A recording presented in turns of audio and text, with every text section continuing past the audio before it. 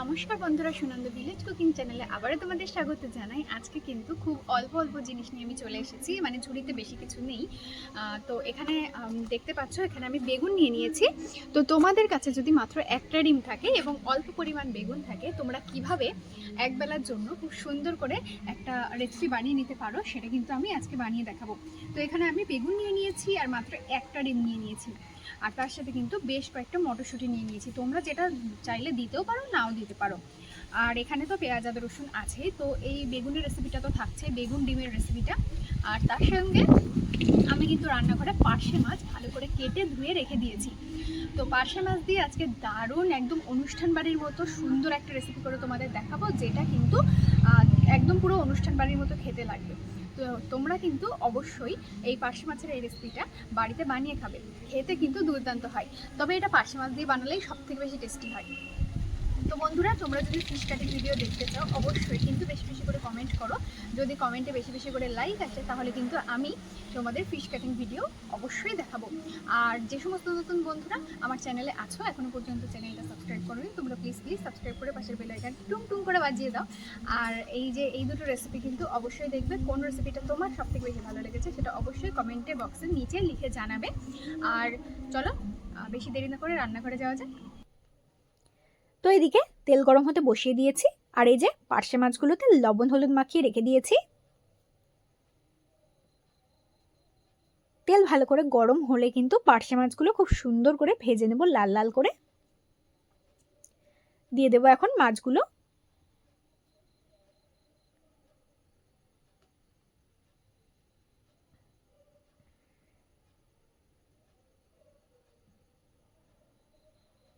তো এদিকে মাছগুলো কিন্তু খুব সুন্দর লাল লাল করে আমি ভেজে নিয়েছি, তুলে নেব।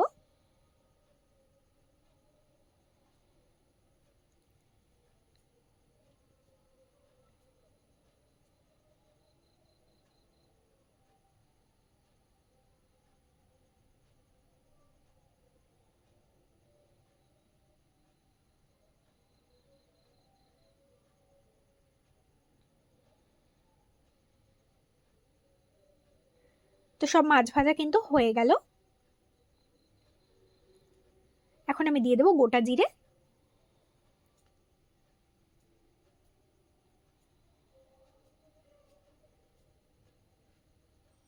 দিয়ে দেবো পেঁয়াজ বাটা,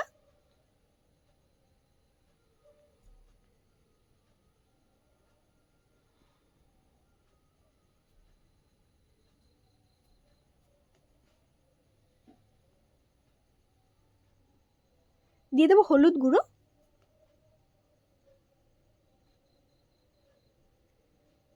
দেবো লবণ,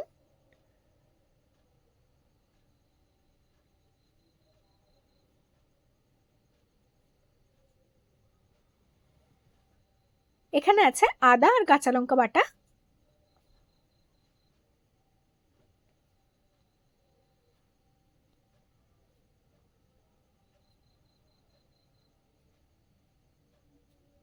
এখানে টক দই নিয়ে নিয়েছি,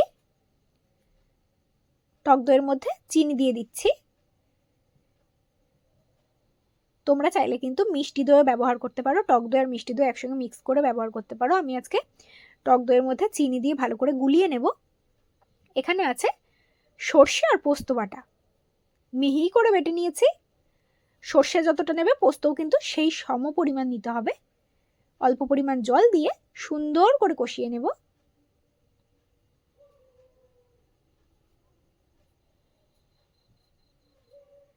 তো ভালো করে কষিয়ে নিয়েছি, দেখতেই পারছো। দিয়ে দিচ্ছি পরিমাণ মতো জল, খুব বেশি জল দেব না।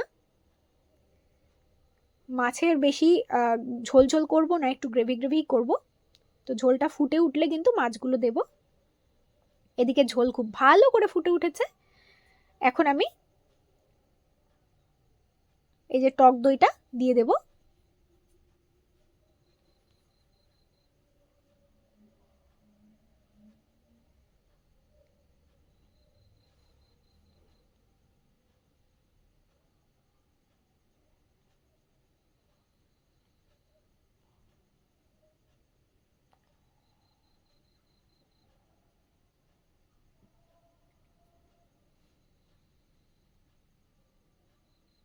তো এদিকে খুব ভালো করে ঝোলটা ফুটে উঠেছে, ভেজে রাখা মাছগুলো এখন দিয়ে দেব, দিয়ে খুব ভালো করে ফুটিয়ে নেব।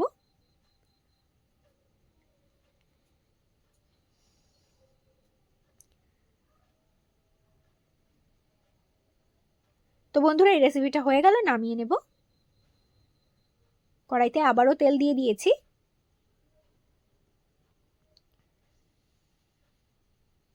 ডিমগুলো ভালো করে ফাটিয়ে দিয়ে দেব।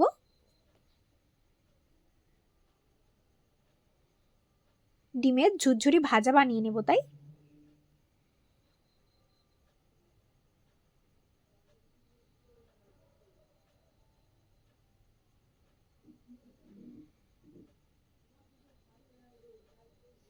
দিয়ে দিচ্ছি লবণ,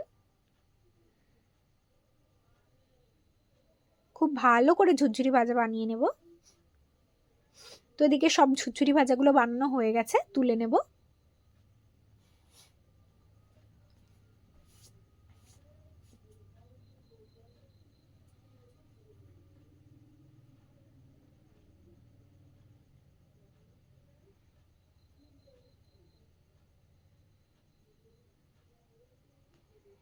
আবারও তেল দিয়ে দেব।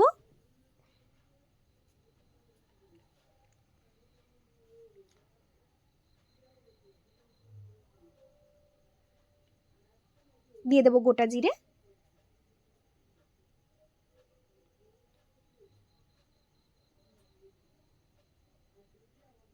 দেব পেঁয়াজ কুচি,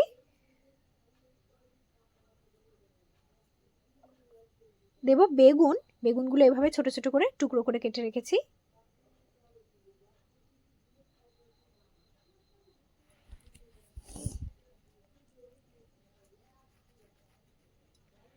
দেব হলুদ গুঁড়ো,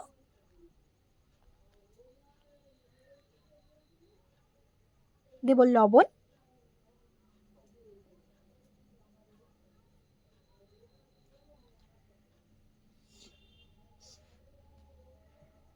খুব ভালো করে কিন্তু দেখো পেঁয়াজ আর বেগুন ভালো করে ভেজে নিয়েছি নরম করে। এখন দিয়ে দিলাম মটরশুঁটি, দিয়ে দিলাম টমেটো কুচি, লঙ্কা কুচি আর থেতলে রাখা রসুন। এই সময় এত সুন্দর একটা গন্ধ বেরোচ্ছে, তোমাদের কি বলবো, তোমরা রান্না করেই তবেই এই গন্ধটা শুকতে পারবে। এছাড়া আমি তো আর ফোনের ভিডিওর মাধ্যমে গন্ধটা দিতে পারবো না। অল্প একটু তেল দিয়ে খুব ভালো করে ভেজে নেব।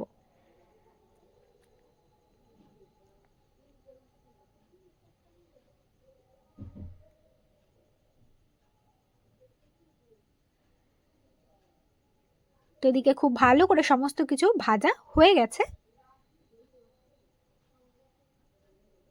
দিয়ে দিচ্ছি অল্প সামান্য চিনি, দিয়ে দেবো লঙ্কা গুঁড়ো,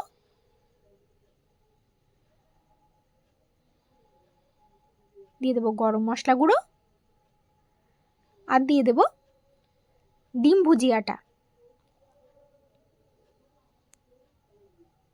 খুব ভালো করে কিন্তু এবার আরো কিছুক্ষণ ভেজে নেব। তোমরা যদি খাট্টার রেসিপি দেখতে চাও অবশ্যই কিন্তু বেশি বেশি করে কমেন্ট করো, তাহলে আমি খাট্টা রেসিপিটাও বানিয়ে দেখাবো। ওপর থেকে ধনেপাতা কুচি দিয়ে দিলাম, ভালো করে ভেজে নিলাম। এদিকে আমার রেসিপিটা কিন্তু একদমই রেডি। তো বন্ধুরা আবার দেখা হবে তোমাদের সঙ্গে নতুন কোনো রান্নার ভিডিও নিয়ে, ততক্ষণ টাটা।